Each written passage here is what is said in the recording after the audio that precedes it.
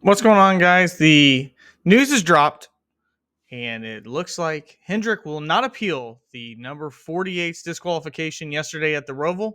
We'll talk about that more and next here on Stuck in the Catch Fence.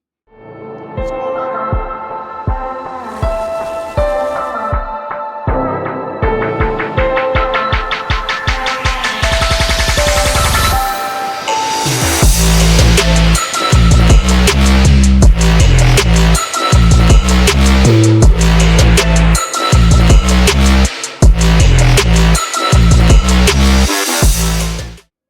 What's going on, everyone? Hopefully, you're having a wonderful start to your week.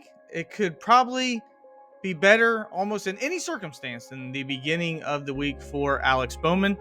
Late yesterday evening, we found out that the number 48 team did not meet the minimum weight, and he has been disqualified from yesterday's race after running it through the scale multiple times with fluid, with gas. It did not matter. And then Hendrick came out today and made the announcement that they will not appeal. They said that it was a difference between pre and post race inspection, and that enough of a gap there was made to where this could have happened.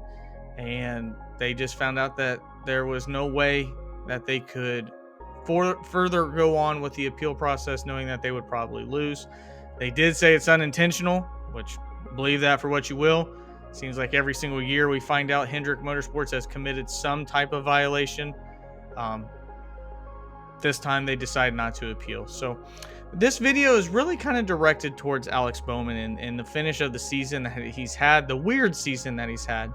You know, we've had 2 injuries for Alex in the last couple years. You know, he had a concussion that knocked him out of the playoffs 2 years ago. He had a back injury that knocked him out for most of the season last year, wrecking in a sprint car. The sprint car wreck was none of his fault to his own. He was hit. And now this year, a situation happens to where Alex is the main storyline of being replaced. Alex has always been the 4th best driver at Hendrick Motorsports with the current lineup that they have of William Byron, Chase Elliott, Kyle Larson, and then himself.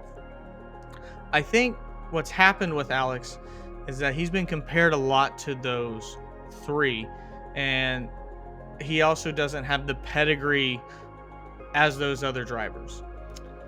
Since being questioned, since being thought of possibly not being back at Hendrick, even to the point that where Alex Bowman himself admitted that he called Jeff Gordon to see if the rumors were true and that he would not come back.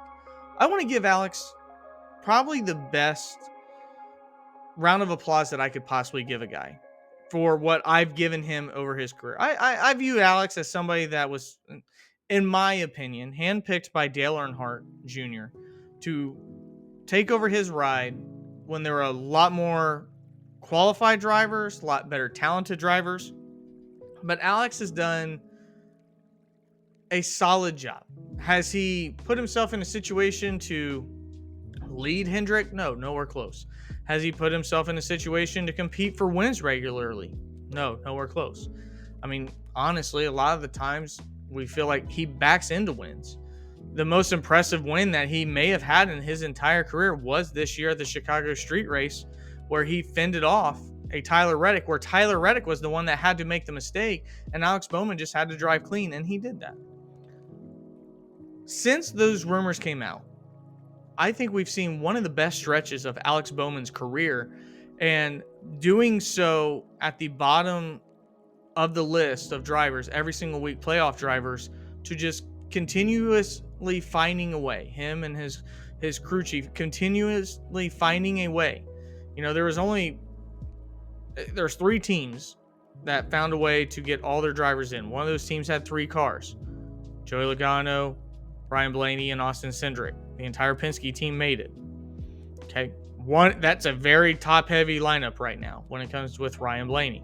Joe Gibbs' crew find a way to get all 4 cars in, and Ty Gibbs, Martin Truex Jr., Denny Hamlin, and oh my gosh, I just completely went blank.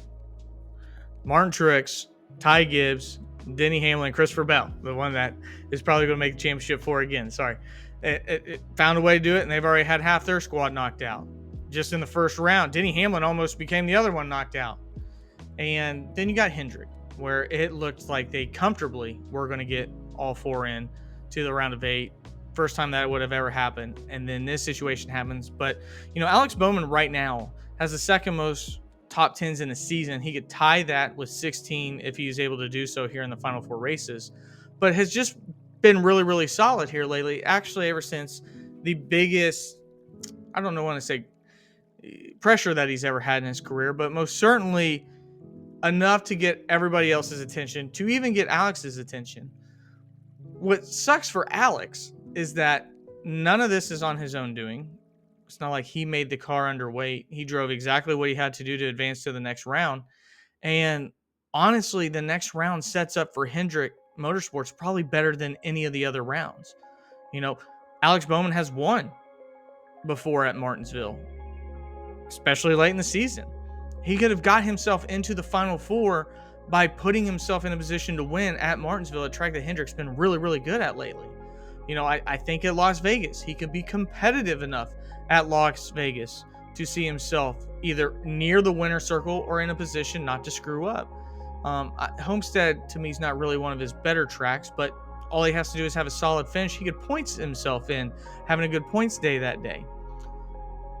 And the game for winning a championship is getting to the Final Four. You can't win it until you get there. And who better than anybody else? If you got a 25% chance to win a championship, you like those odds. It just really stinks because Alex Bowman could have put a stamp of, I deserve to be here, by having a good round of 8. If Alex Bowman barely got knocked out of the round of 8 to make it to the round of 4, I think that he quiets the rumors for a very, very long time. I mean, think about who's not made to the round of 4. We're now talking that Joey Logano can make history and make his 6th attempt into the round of 4. Kyle Busch hasn't made it in a few years. It could have completely changed the narrative surrounding the number 48 team and Alex Bowman, and most simply could have quieted the haters. And I think a lot of I shouldn't say hate, but the criticism around Alex Bowman is warranted. When you have the most competitive team, the most competitive organization in NASCAR, I think the expectations are obvious that you're expected to win multiple times in a season, and Alex hasn't put himself in a position to do that. That being said, he's put himself in a position to make it a lot further in these playoffs than anybody would have ever thought, especially earlier in the season. I mean, could you imagine if Alex comfortably made it to the round of 8 and the narrative back then, based upon what he's doing right now, would have been, yeah, I think they need to replace Alex. Nope. The other driver isn't going to expect to make it to the round of 8 consistently. I mean, we only hold like 3 drivers to that standard. Maybe not even that. I think people hold Kyle Larson, Chase Elliott, Christopher Bell, and Denny Hamlin. Are those the only 4 drivers now entering the conversation? Ryan Blaney with what he's been doing. Are those the only ones that would be shocked that don't make it to the round of 8 every single year?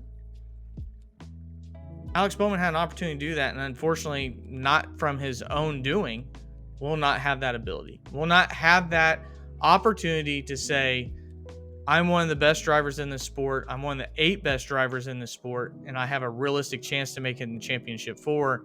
And it's just really unfortunate. So we'll see how it plays out. The regular season champion the last 2 years has had a hard time making it to the round of 8. Tyler Reddick needed some magic there at the end. Credit to himself, he did it. Martin Truex Jr. was unable to do it last year. So getting to this point of the playoffs is very, very difficult, especially when you have 28 car pileups and things that are completely out of your hands.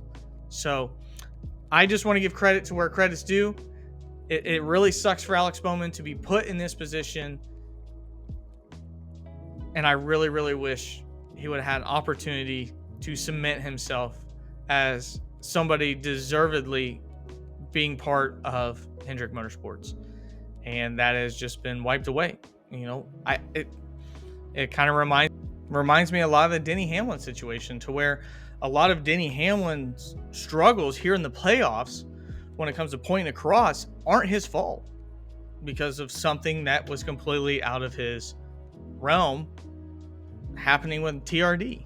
It's just everything matters at this point from a holistic standpoint when it comes to these teams. The pit crews matter, the engineers matter, the car shops matter. This isn't just a one-man operation. Yeah, we put all the pressure on the driver, but when it comes to this point in the season and really throughout the season, a lot of the guys that we don't give credit to really have to come up big for somebody to win a championship. If Kyle Larson doesn't get a good pit stop at Phoenix, he's not a champion. Those things that typically go unnoticed now show up brighter than any, and a team failing to do so in the garage cost Alex Bowman a realistic shot at getting to the Final Four. So that's going to do it for here at Stuck in the Catch Fence. Hopefully you guys are enjoying the NASCAR playoffs. We'll preview the round of 8 turning into the championship 4, make our predictions. Let me know what your guys are as well, and any other NASCAR news that happens for the rest of the week. So have a wonderful day, and like always, stay safe and God bless. Reminds me a lot of the Denny Hamlin situation, to where a lot of Denny Hamlin's struggles here in the playoffs when it comes to pointing across aren't his fault because of something that was completely out of his realm happening with TRD. It's just everything matters at this point from a holistic standpoint when it comes to these teams. The pit crews matter, the engineers matter, the car shops matter. This isn't just a one-man operation. Yeah, we put all the pressure on the driver, but when it comes to this point in the season and really throughout the season, a lot of the guys that we don't give credit to really have to come up big for somebody to win a championship. If Kyle Larson doesn't get a good pit stop at Phoenix, he's not a champion. Those things that typically go unnoticed now show up brighter than any, and a team failing to do so in the garage cost Alex Bowman a realistic shot at getting to the Final Four. So that's going to do it for here at Stuck in the Catch Fence. Hopefully you guys are enjoying the NASCAR playoffs. We'll preview the round of 8 turning into the championship 4, make our predictions. Let me know what your guys are as well, and any other NASCAR news that happens for the rest of the week. So have a wonderful day, and like always, stay safe and God bless.